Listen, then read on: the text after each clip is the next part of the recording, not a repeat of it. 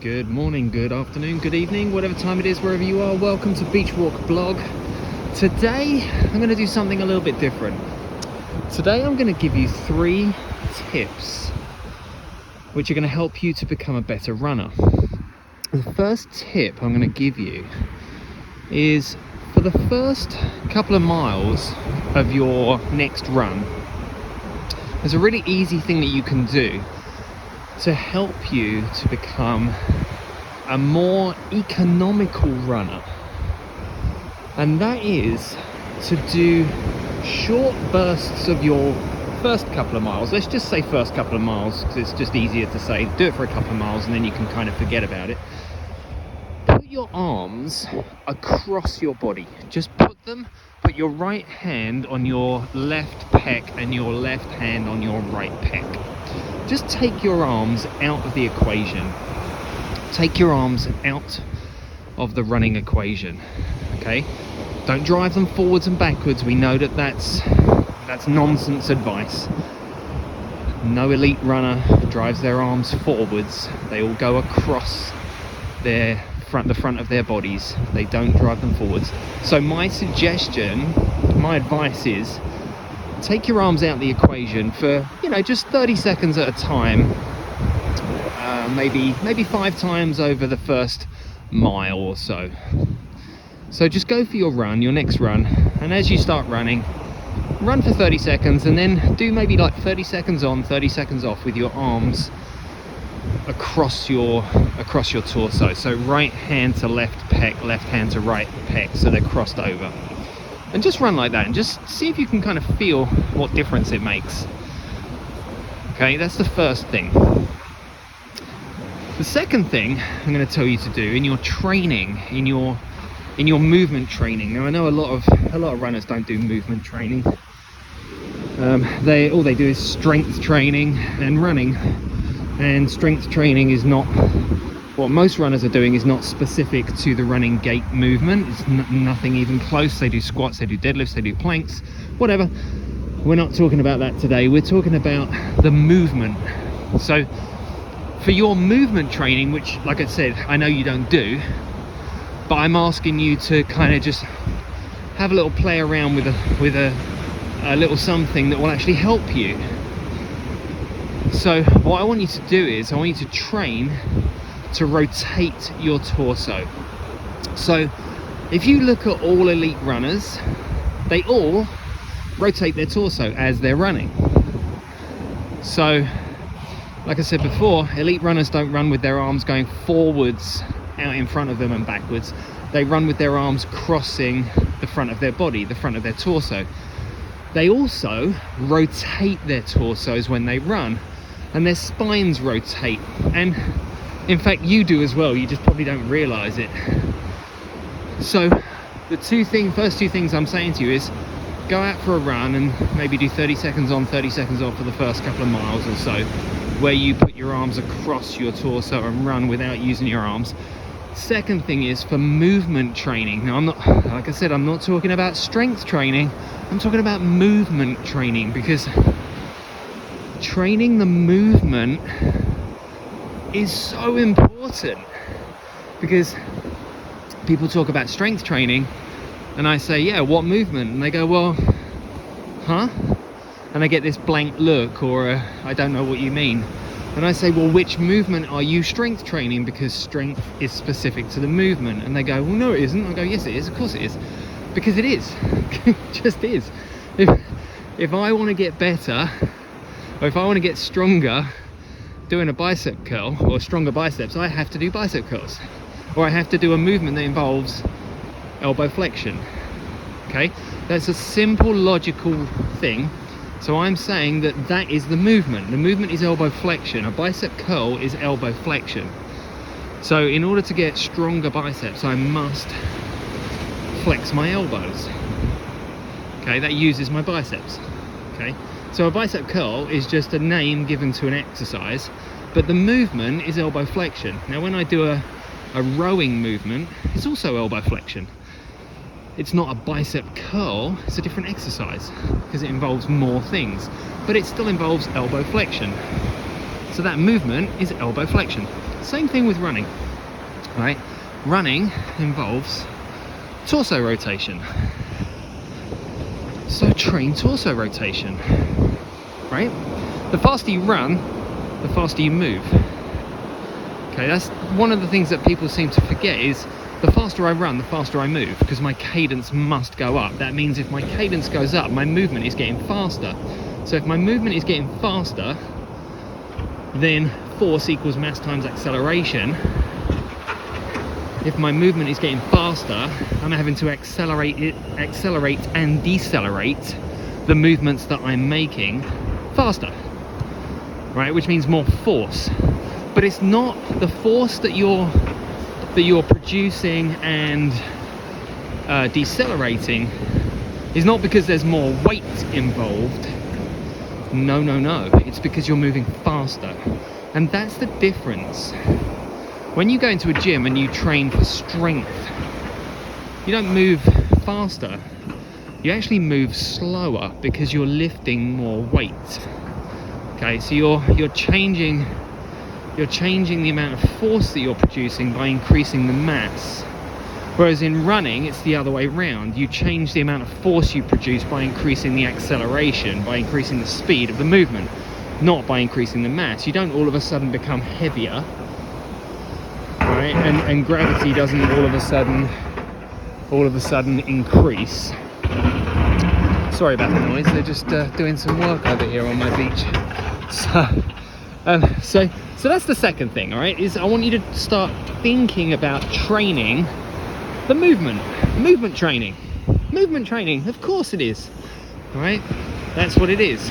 And you can't become more powerful in a movement unless you're training that movement. So start training rotation. Start training that torso rotation, okay? Now, the third thing, I want to keep this a little bit short today. Third thing I want you to do is stop training your quads so much. Start training your hamstrings. Okay, I'll tell you why. Hamstrings are so important in running. They're so important. Your hamstrings and your adductors, but we're going to lump them into one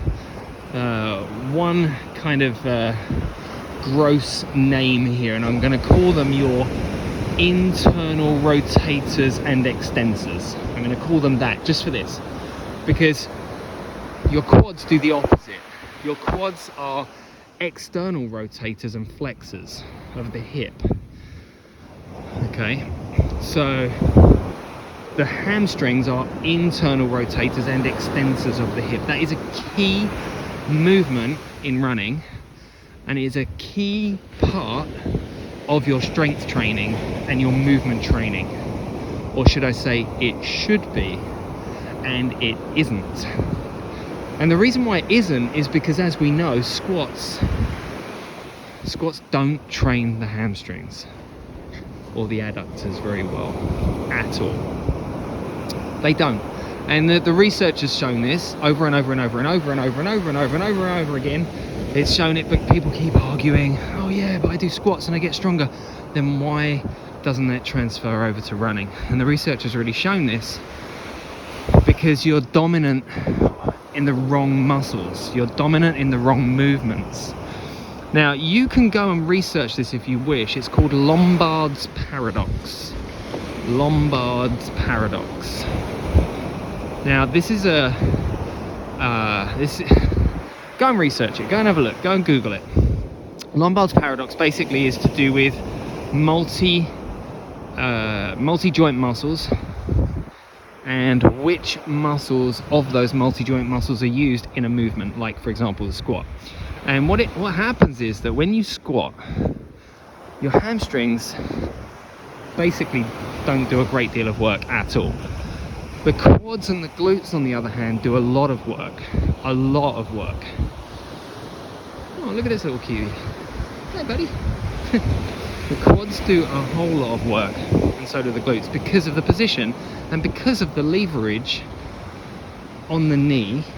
The quads do a lot of work, And because of the poor leverage on the hip in that position, they don't do it. The hamstrings don't do a lot of work. So what happens is we become quad dominant. We become very quad dominant, which actually negatively impacts the psoas muscle, negatively impacts the hip in the internal rotation and extension movements, and over time starts to negatively affect hamstring performance, adductor performance, and also global posture. So there's your three tips. 3 tips to become a better runner. It involves changing. It involves doing things a little bit differently. And if you came to this group and you were looking for something different because what you were doing before and what you're maybe probably still doing now is not working, you have to come to that realization before you can see change being upon you. What you are doing now is not working. Okay? So you're still injured. You're still trying to fit the square peg to the round hole. It's not going to go in. It's not going to work. All right. And what you need to do is you need to change, but you can't change until you've seen a valid reason to change. And that is the real big problem. There's this something that I call a knowledge gap. You have a gym membership and people around you are doing things, and you start doing them as well in the hope that they're going to transfer over to your running, and in the hope that it's going to keep you injury free, but it doesn't. And then it doesn't keep you injury free, you get injured, and then you carry on doing the same things that you did before that didn't keep you injury free to try and get you injury free again. And it doesn't work because it's the wrong things. So like I said, I'm trying to help you see change and see something different, and I'm doing it with specific running biomechanics, and you're throwing squat biomechanics at the running movement, or planks at the running movement, right? Or like I said, if you want to be a better runner, some of that involves movement training, and planks are not movement. They're not training you to move better. They're training you to be stiffer. No, not stiffer. Stiffer's the wrong word. More rigid. More rigid and less movement. All right? So have a think about these 3 things. They come from a good place.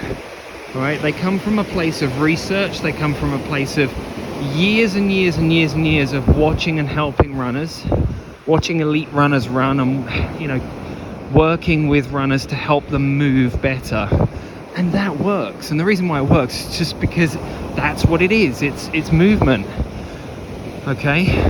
And if you watch any elite runner, we've had 2 major marathons in the last weekend, the Boston Marathon and the London Marathon. We're about to have another one this weekend, the Big Sur Marathon. So if you can watch any of those marathons and you can watch those elite runners, and you can see everything I'm talking about. They're not these gigantic, big, muscular people. They're extremely efficient, they're extremely economical, and they have incredible gait movement. Right? They're not strong, they're not super strong. What they are is extremely powerful with their levers, and their movement is incredible. The coordination of that movement is incredible. All right, so my 3 tips: put your arms across your torso, 30 seconds on, 30 seconds off, just maybe 4 or 5 times, just to feel the difference. Start training your torso to rotate in your training time. Okay, 3rd thing, stop training your quads so much, because they're, when you land, you are pulling the leg back. Quads don't do that action. We need to be hamstring dominant and adductor dominant. Less quad dominance in runners is what we need. All right, those are 3 tips that are going to help you become a better runner. Have a great rest of your day, great rest of your week. Until the next time, keep slinging. Bye.